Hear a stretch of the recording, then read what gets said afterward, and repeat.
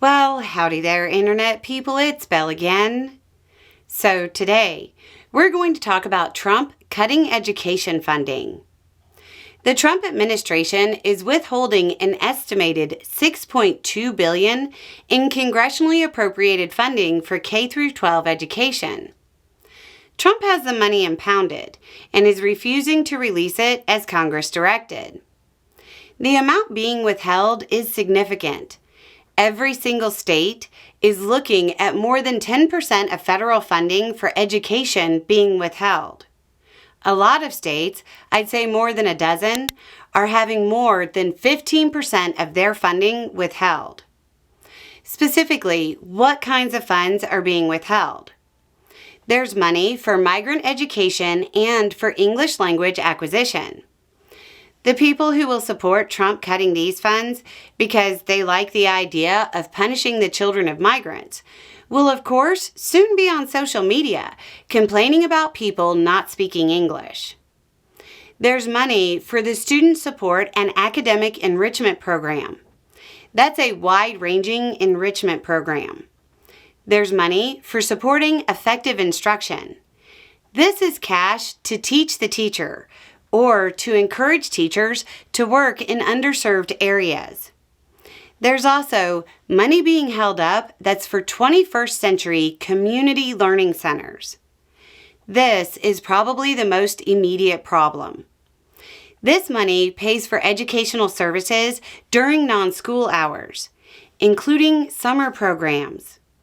Many working-class parents utilize these services during the summer so they can work.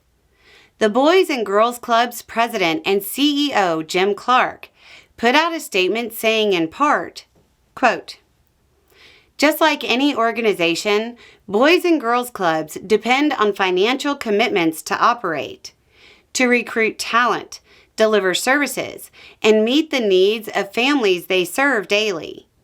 If these funds are blocked, the fallout will be swift and devastating.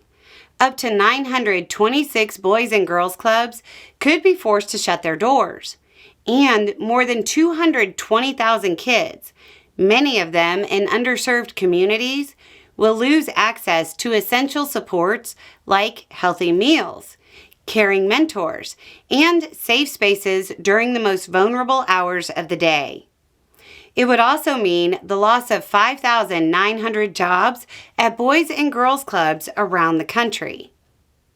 The executive director of the After School Alliance, Jody Grant, was even more direct in her criticism, saying, quote, "After school and summer learning programs are an American success story. The Trump administration's decision to withhold fiscal year 25 after-school funding is a stunning betrayal. States have always received these funds on July 1st. Congress appropriated, and all 50 states and D.C. have already committed these funds to individual after-school and summer learning programs, most of which are expecting their grants now. Withholding these funds will cause lasting harm to students and families, and to our education system, our future workforce, and our economy.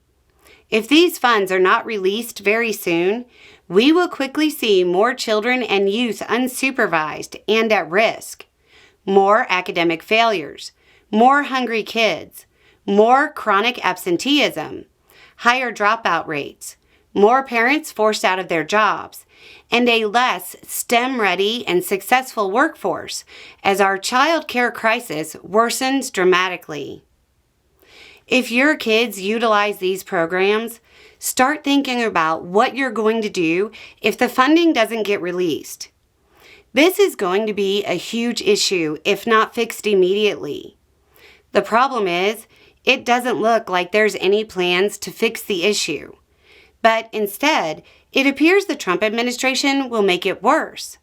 Trump's 2026 budget proposal doesn't have a dime of funding for community learning centers.